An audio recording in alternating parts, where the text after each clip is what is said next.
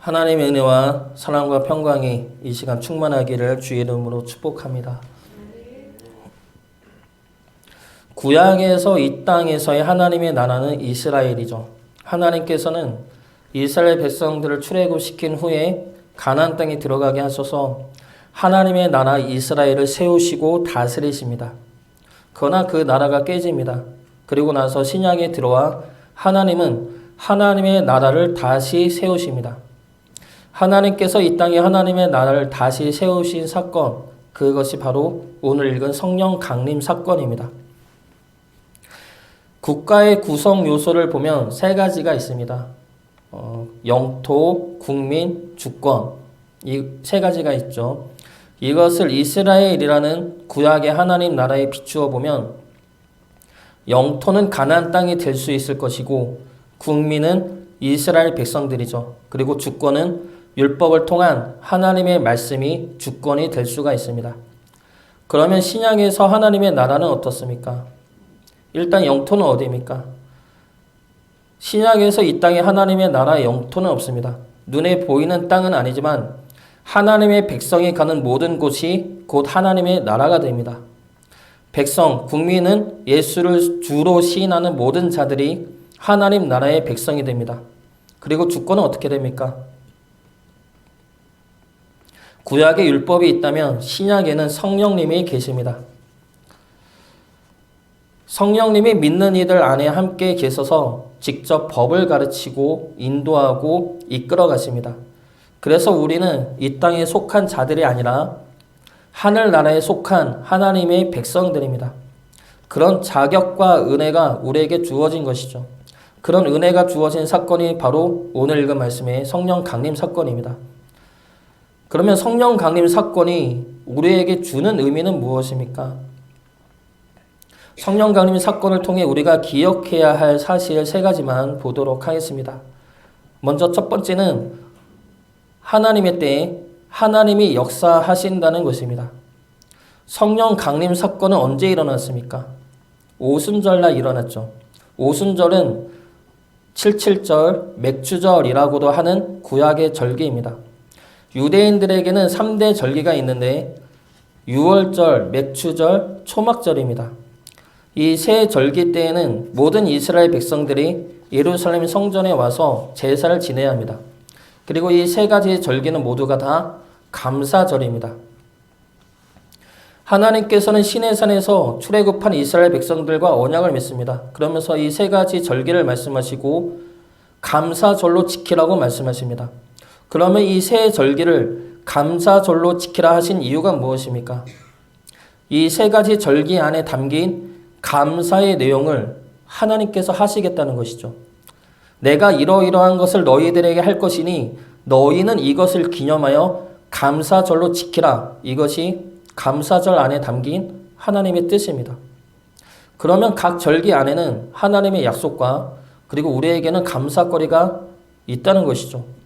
그러면 유월절 안에 담긴 하나님의 약속은 무엇입니까? 구원입니다. 어린 양을 대신해 이스라엘 백성을 죽음에서 구원해 내신 날을 기념하는 절기가 유월절입니다. 그렇게 구원하신 이유가 무엇입니까?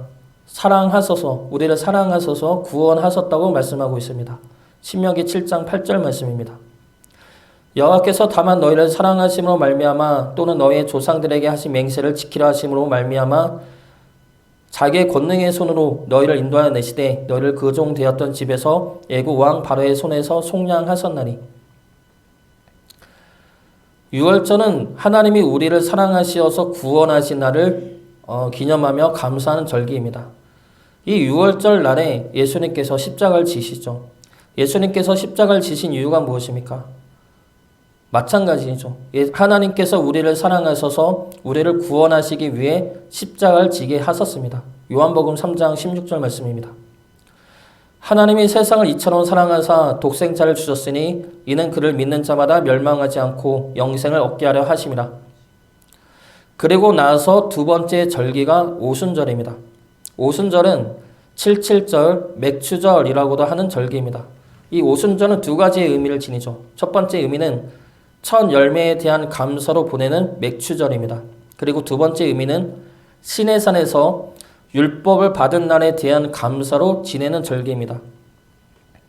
그래서 오순절의 의미는 열매와 율법인데 이 두 가지 의미는 성령 강림절날 다시 이루어집니다.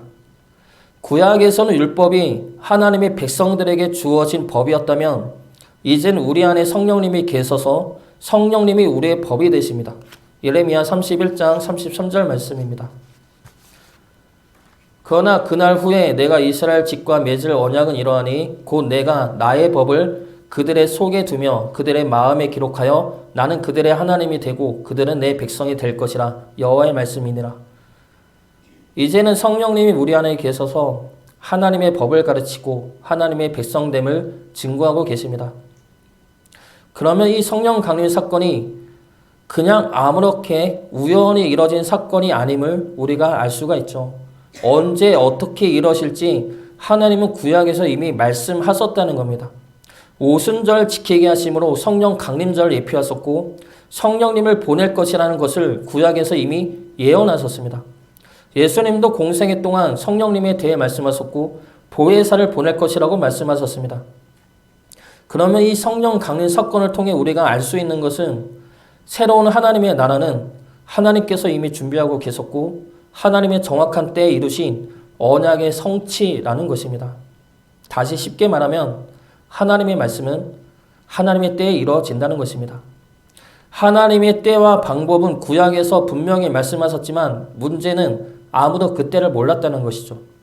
아무도 그때를 몰랐지만 하나님은 하나님의 때에 정확히 이루셨다는 것입니다. 우리에게도 하나님의 때가 있습니다. 우리의 모든 기도에 하나님은 들으시고 하나님의 때에 역사하십니다. 그런데 문제는 하나님의 때와 우리가 원하는 때가 상당히 맞지 않는다는 것이죠. 하나님의 때가 항상 늦는 것 같죠. 그래서 지치고 낭망하게 됩니다. 저도 하나님이 항상 늦게 응답하신다고 생각을 했었습니다. 제 삶을 보면 신학생 동기들에 비해서 하나님도 늦게 만났고 졸업도 늦게 했고 목사 안수도 늦게 받았고 결혼도 늦게 했습니다. 항상 늦었죠. 그래서 결혼하고 나서 우리 아이도 하나님이 늦게 주실 것이라 생각했습니다. 결혼해서 친구들이 그러죠. 너 나이가 있으니까 빨리 아이 낳아야 된다고. 그래서 1년 동안 아이가 안 생기면 병원을 가봐야 된다고 그런 말을 했는데 저는 전혀 조바심이 안 났습니다. 이게 하나님은 항상 늦으시니까 빨라야 3, 4년 걸릴 거라 생각을 했습니다. 그때쯤 해서 내가 절박해서 이게 하나님 앞에 기도를 해야 하나님이 들어주겠지라는 생각을 가지고 있어서 결혼하고 나서 아이 기도도 별로 안 했습니다. 하긴 했지만 뭐 해도 하나님이 빨리 주시겠어 라는 생각으로 절박하지 않게 기도했는데 1년도 안 돼서 아이를 임신하게 됐습니다. 주변에서는 그것도 늦은 거라고 하지만 제 입장에서는 너무 빠른 것이죠. 제가 생각했던 하나님이 아니라는 생각이 들었습니다.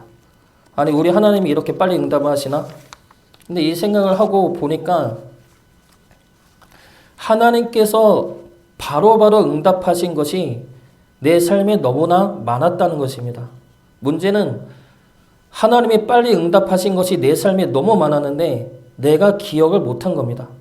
바로바로 응답하신 것은 내가 바로바로 잊어버렸습니다. 그리고 늦게 응답하신 것만 내가 기억을 하고 있으니까 하나님은 항상 늦게 응답해서 그런 판단을 하고 하나님에 대해 감사보다는 늘 서운함, 하나님은 항상 늦으신 분 이런 생각만 하고 있었다는 것이죠. 그러나 이러한 잘못된 내 생각보다 더 감사한 것은 그럼에도 불구하고 하나님은 하나님의 때에 늘 정확하게 역사하셨다는 겁니다. 내 뒤를 돌아보면 하나님의 때는 늘 정확했습니다. 나의 때보다 내가 원했던 그 때보다 하나님의 때가 더 정확했고 하나님의 때가 늘 맞았습니다. 그게 너무 감사한 것이죠. 하나님의 때가 있습니다. 우리 기도에 대한 하나님의 응답의 때가 있습니다. 그것이 우리 기대보다 늦을 수도 있고 빠를 수도 있습니다. 오순절은 6월절 이후에 50일째가 오순절입니다. 예수님은 6월절날 돌아가시고 부활하셔서 제자들과 40일을 보내고 승천하십니다. 그러면 예수님은 6월절 이후에 43일째에 승천하신 것입니다. 그리고 나서 오순절날 성령 강림하신 거면 제자들은 겨우 일주일 기도하고 성령 받은 겁니다. 어찌 보면 너무나 빨리, 그렇지만 아무도 몰랐던 그때에 이뤄진 사건이죠. 우리의 기도 역시 어느 순간 우리 앞에 이뤄질 것입니다. 하나님의 때를 우리는 모르지만 그 때가 있고 그 때가 정확하며 그 때는 이미 우리에게 다가오고 있습니다. 그 때를 믿음으로 바라보시며 소망으로 기다리시는 주의 자녀 되시기를 주의 이름으로 축복합니다. 성령 강림절이 주는 두 번째 의미는 하나님이 우리에게 오셨다는 사실입니다. 오순절날 성령님이 임하시는데 세 가지 현상으로 나타나면서 임하십니다. 첫 번째는 급하고 강한 바람 같은 소리이죠. 그리고 두 번째는 불의 혀처럼 갈라지는 것이 각 사람 위에 임하였고, 세 번째는 그들이 다 성령의 충만함을 받아 다른 언어들로 말을 했습니다.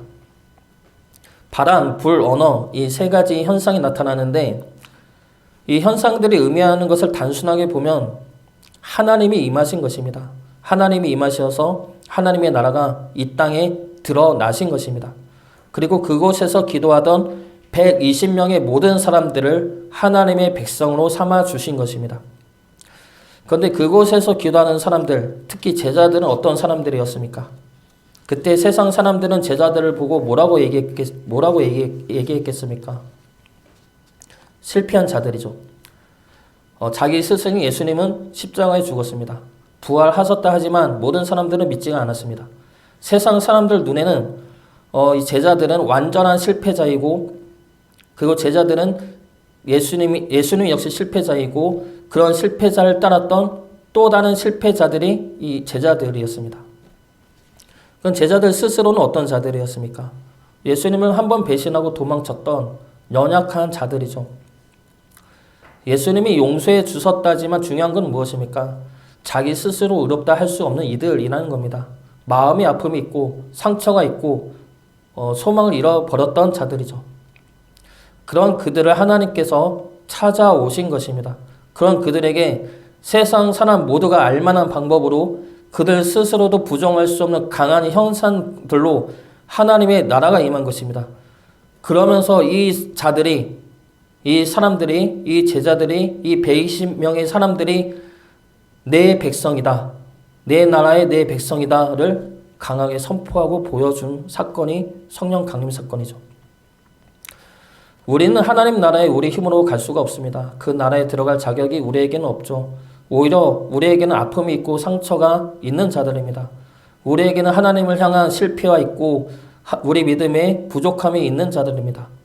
그런데 그런 우리들을 불러 하나님은 하나님 나라의 백성으로 우리를 삼아 주셨다는 겁니다.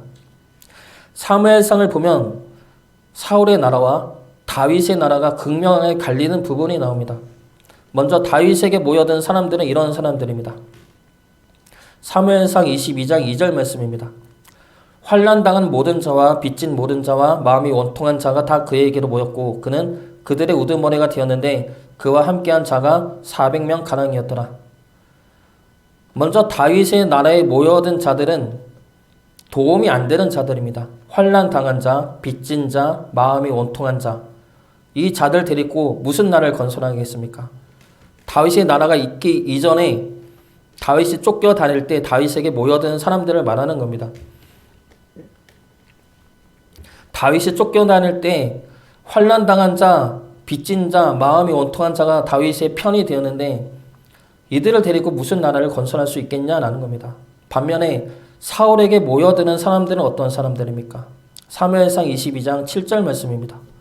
사울이 곁에 선 신하들에게 이르되 너희 베냐민 사람들아 들으라. 이새의 아들이 너희에게 각기 밭과 포도원을 주며 너희를 천부장, 백부장을 삼겠느냐. 여기서 사울은 누구에게 말합니까? 베냐민 사람들에게 말하죠. 사울 역시 베냐민 지파 사람이죠. 그래서 사울은 자기랑 같은 베냐민 지파에게 말합니다. 그리고 밭과 포도원, 그리고 천부장과 백부장을 이야기하죠. 여기서 사울은 사람들에게 너희들을 나를 도와야 할 이유 세 가지를 이야기합니다. 하나는 인맥, 그리고 두 번째는 재물, 그리고 세 번째는 권력이죠. 같은 베냐민 지파인데 나를 도와야 하지 않겠느냐? 이것이 인맥이죠. 나와 같은 학교 아니냐? 나랑 같은 고향 아니냐? 그럼 서로 도와야 하지 않겠냐? 지금으로 보면 이런 이야기 들을 것입니다. 두 번째는 재물이죠. 내가 너희들에게 밭과 포도원을 줄 수 있다. 이것은 재물을 줄 수 있다는 겁니다. 나를 도우면 내가 그만큼 섭섭하지 않게 보상하겠다. 이 말인 것이죠. 그리고 세 번째는 권력이나 명예입니다. 내가 너희들에게 천부장, 백부장의 권력을 주겠다는 겁니다. 높은 자리에 앉혀주겠다. 그러니 너희들은 나를 도와야 하지 않겠느냐. 이 세 가지. 사울은 이 세 가지를 들어 사람들을 모읍니다. 그리고 사람들은 이 세 가지 이유로 사울을 도와줍니다. 사울을 도와주면 우리 지파가 올라갈 것 같으니까, 사울을 도우면 우리 학교가 올라가고 우리 고향이 올라가고 우리 지역이 올라갈 것 같으니까, 내가 사울을 도와주면 내가 잘 살 것 같으니까, 내가 사울을 도와주면 사람들 위에 내가 설 것 같으니까 이 마음으로 도와줍니다. 근데 잘 보십시오. 사울과 사울을 돕는 그 사람들의 이유들 중에 정의는 없습니다. 하나님의 정의는 없죠. 그 일에 옳고 그름이 없습니다. 왜 도와줘야 하는지에 대한 정의도 없고 옳고 그름도 없이 자기들만의 이익만이 있습니다. 나를 도와주면 무엇을 주고 내가 도와주면 나에게 무엇이 남는지만 계산하고 그 계산에 따라 움직입니다. 이게 사울의 나라이죠. 반면 다윗을 통한 하나님의 나라는 어떻습니까? 남는 게 없습니다. 다윗을 돕는다고 자기에게 무엇이 남겨질 것이라는 기대를 할 수가 없습니다. 다윗 또한 이들이 자기를 돕는다고 해서 뭔가 큰 일을 이룰 수 있을 것이라고 기대를 할 수가 없습니다. 왜 그렇습니까? 모인 사람들이 그런 사람들밖에 없기 때문이죠. 환난 당한 모든 자, 빚진 모든 자, 마음이 원통한 자, 이들을 갖고 뭘 할 수가 있겠습니까? 그런데 하나님의 나라는 이런 자들로부터 시작이 된다는 겁니다. 하나님의 나라는 하나님께서 세우십니다. 사람의 힘으로 세우는 것이 아니죠. 그래서 하나님은 이런 자들을 부르셔서 하나님의 나라를 세우십니다. 하나님은 자기 백성들로 이런 자들을 불러 모으십니다. 환난 당한 자, 빚진 자, 원통한 자, 이런 자들을 불러 모아 회복시키심으로 하나님의 나라를 만들어 가십니다. 주님 또한 우리를 그렇게 받아주시죠. 우리가 주님 앞에 환난 당한 자이고 빚진 자이고 원통한 자입니다. 그런 우리들을 주님은 받아주십니다. 그리고 받아주셔서 위로해 주시죠. 마태복음 11장 28절부터 30절까지 말씀입니다. 수고하고 무거운 짐진 자들아 다 내게로 오라. 내가 너희를 쉬게 하리라. 나는 마음이 온유하고 겸손하니 나의 멍에를 메고 내게 배우라. 그리하면 너희 마음이 쉼을 얻으리니 이는 내 멍에는 쉽고 내 짐은 가벼움이라 하시니라. 하나님의 나라는 수고하고 무거운 짐진 자들을 받아주는 나라입니다. 우리가 그런 자들이죠. 환난 당한 자, 빚진 자, 원통한 자, 그로 인해 수고하고 무거운 짐진 자들, 그 자들이 우리들입니다. 제자들 또한 이런 자들이었습니다. 주님께 빚을 지었고 실패와 배신으로 인해 마음에 상처가 있는 자들이었습니다. 하나님은 그런 자들을, 그런 우리들을 불러 하나님 나라의 백성으로 삼으셨습니다. 그 나라의 감사와 기쁨으로 거하는 주의 자녀 되시기를 주의 이름으로 축복합니다.